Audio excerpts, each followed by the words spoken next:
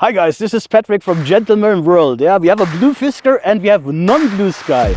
But I have to say I'm so excited to make a part 2 video of the interview with my best buddy Mike. I really love that guy. Thank you so much for giving me the opportunity to do videos with you. Yeah. So we have another interview section. It's part 2, which we like to publish now. So stay tuned because a lot of your questions will also be answered. But I'd like to hand over to my cool buddy Mike. A few moments later.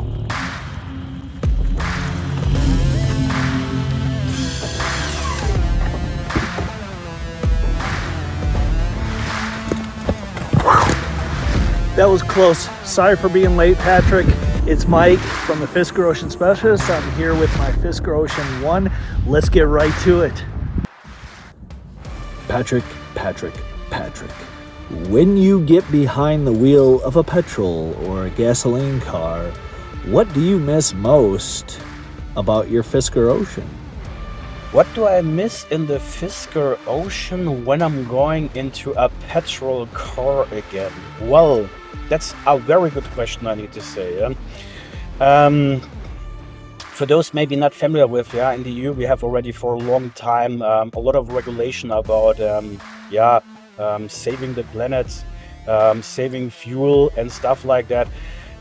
Therefore also our engines are pretty downsized already. Yeah, so we have a lot of 2-liter engines which are having they are turbocharged or something like that, or supercharged. Yeah, so you don't have the old V8 V12 engines anymore. Yeah, as you can see, for example, in German brands. Yeah, I think it's also in the US or worldwide applicable.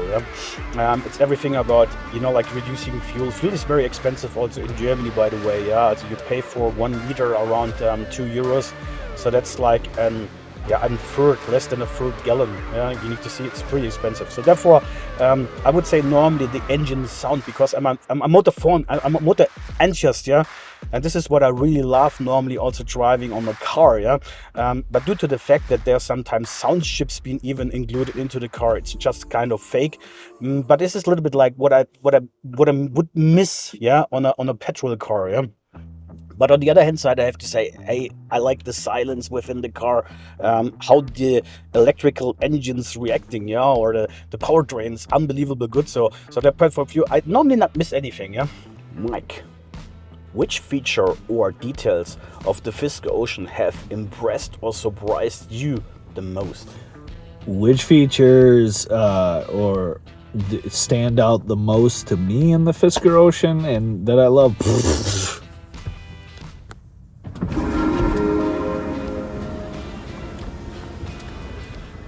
Honestly, my Jeep didn't do that.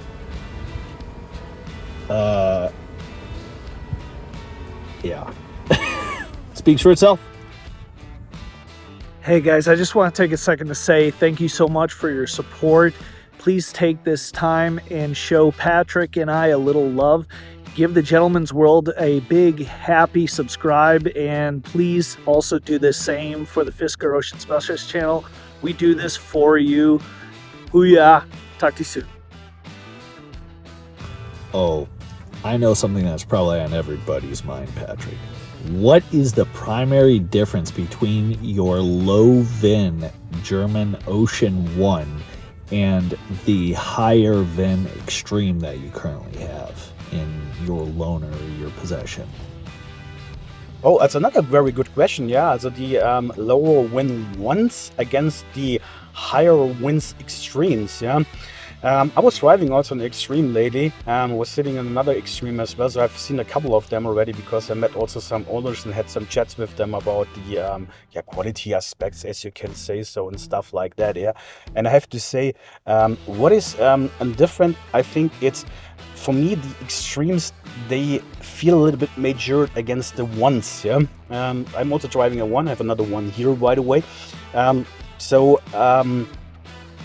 I said, as the quality aspect seems to be higher in the Extremes. Yeah, and I think you get also big advantage when you're having an Extremes. You should be not upset, like just driving, for example, an Extreme instead of maybe being possible to get an one, because again, as I said, they are more mature.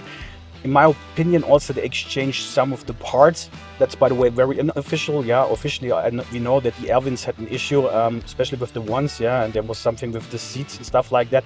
But for me, unofficially, I think also that they have some other parts also already used for the extreme versions. Yeah, and I think it's like with everywhere. Yeah. Not like, don't like to say that the ones have a bad quality to it. Don't get me wrong here. Yeah, but I think, you know, like experience comes, you know, like due to experience. Yeah, so as more you build and as more you do, yeah, as you better your product's getting it, because it's getting more matured. And this is what you can also observe with the extremes. Another question for you, Mike. Can you tell us about challenging situation you faced with your Fisker Ocean and how you handled it? Yes, I can tell you all about that. So, what the only thing that gave me a hurdle, I was driving to work. It was the first week I've owned the Ocean. I was not expecting every single alert, ADAS, lane keep, crash sensor unavailable, to pop up on my dash. It scared the life out of me, and honestly, I'm like, oh my gosh, is this vehicle drivable? So I called up Fisker. They picked up right away. I told them all the symbols I'm seeing. I said I can't access the book right now to look at them. What do they mean? And she's just like, don't worry, car's completely safe. Once the software activates the LiDAR, it will basically eliminate all of those. So I'm just like, say less. Keep going.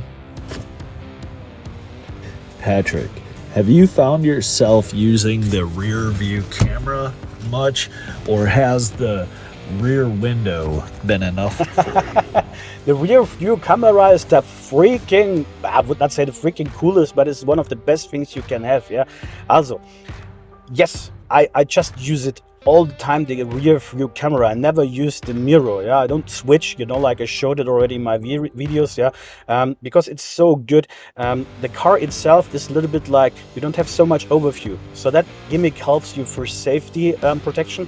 And also the cool thing is, if people are sitting in the back, yeah, or you have these lanes, I don't know how you call it in English, yeah, you know, like this where you can put your head-ons, yeah, the rest seat, whatever lanes, yeah, you don't see anything I like in any other car, yeah. So that's why the camera is so cool. And I have to say also, this camera stays always clean. I see it now with that one here, that you don't have any interruption. Yeah, I had it with my one that sometimes it was like, yeah, you know, like flashing. Yeah, here is nothing. Yeah, so it's really good. It's a very cool gimmick. I use it all the time. It's super good.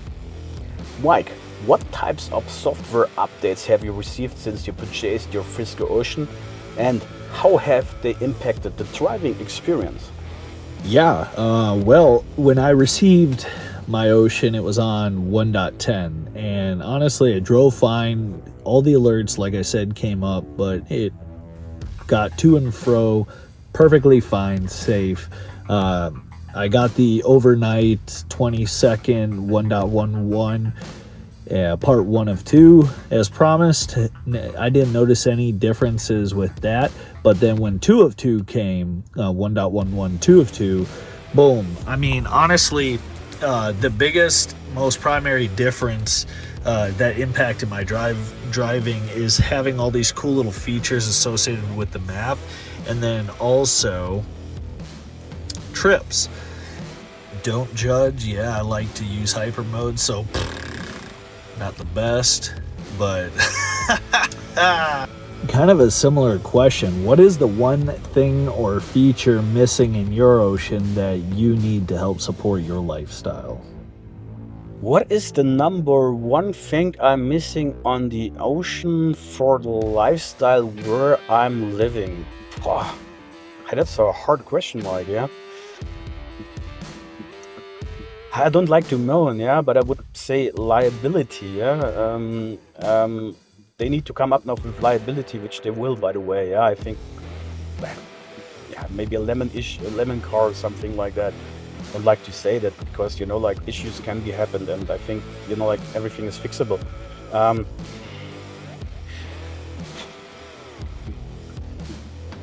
Well, look, we have winter, we have summer times, yeah. So it's getting cool, it's getting very hot here, yeah. And that helps now with the updates, yeah, coming in. Um, Also, what would be cool, yeah, because due to the fact that in Germany we talked about infrastructure already in the video, yeah, that we have sometimes, like charging cards and we have a lot of providers, yeah. That would be cool if, for example, the GPR system would be, like programmable. What I like to say with that is that you can just choose, for example, like the provider you like to have in the navigation system, and it always says, okay, this is the next charging spot, for example, yeah. That would be something cool. Or like it makes already pre-reservation on that side, yeah. um as you see, yeah, it's a very, it's a cool car, yeah. As I said in another video already, couple of stuff which I don't like, but I think if this is it, yeah. Sorry guys, yeah. It's really cool, yeah, but don't miss so much, yeah. Really, it's nothing which I need to get survived with, yeah. Now there comes a very tricky question. Is there anything you would improve about the Fisker Ocean, whether it's related to design, features, or performance? Yeah, the one thing I would change immediately is, let me show you. So the window lock button here, when you hit that bad boy, it locks every single window from going down. Now, my wife, she doesn't want her window to be locked. She wants the ability to roll that down when needed. But my sons, I don't want them to have the ability because they roll the window down, toss shoes, tablets, everything. It's an expensive window evolution. So I hit that lock button and boom, I find out she can't open her window. So if Fisker could please change that button to only allow these two windows to be locked, that would be great. Patrick, what is the biggest reason somebody might consider the Fisker Ocean versus any other EV? What do you think? Why you should buy an Ocean instead of another EV? Yeah, okay, also for me it's like, if you're a design lover, you need to buy an Ocean finished. Yeah, the design is absolutely outstanding. It's freaking cool. I don't like to repeat myself again, yeah.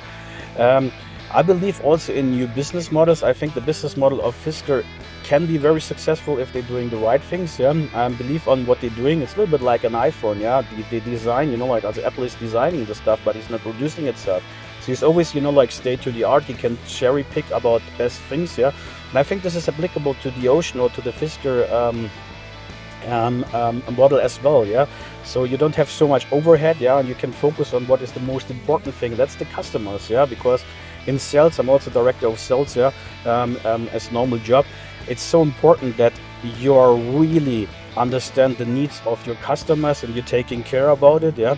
So therefore I think that's something we should be taking in consideration. Also, again, like talking about service and stuff like that, how cool is that you have, like somebody's picking up your car, bring it to the garage. You don't need to think about anything, yeah. It's totally maintenance. You get auto updates, yeah. So the car itself, service itself also, yeah, it's just getting better. So, like that's pretty cool. Also, subsidiarity is very important for me and I think for everybody else.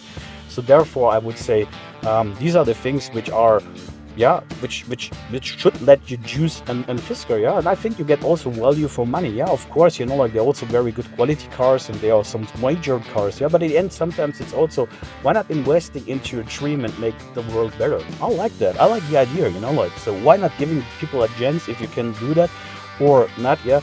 With their idea, feel, like, look, what is Fisker standing for, and if you like also the scenario around, not just only the car, why not going for it, yeah? And a very good question again. Can you share some of your personal highlights and low points you have experienced during your time with the Fisker Ocean? Yeah, I'm going to step out for this one. So, the highlight of my life is putting this vehicle into hyper mode and sending it for a buddy of mine and seeing their reaction. Honestly, it never gets old. and I've done it for like 3 different people so far, and it's always woo, you know, kind of giddy fun, and I love it. There's really no low moments yet. Every day I still walk away from the car and I'm like, hey y'all, Patrick and I had a ton of fun making this content for you. Without your love and support, this video, as well as all the previous ones, would be just an empty vessel floating out there in the lost lands of YouTube. Or seas, however you see it. Anyway, if you want to see some more content, or you have ideas what he and I could do together for the future, please post that in the comments below. We would love to hear it. Talk to you soon.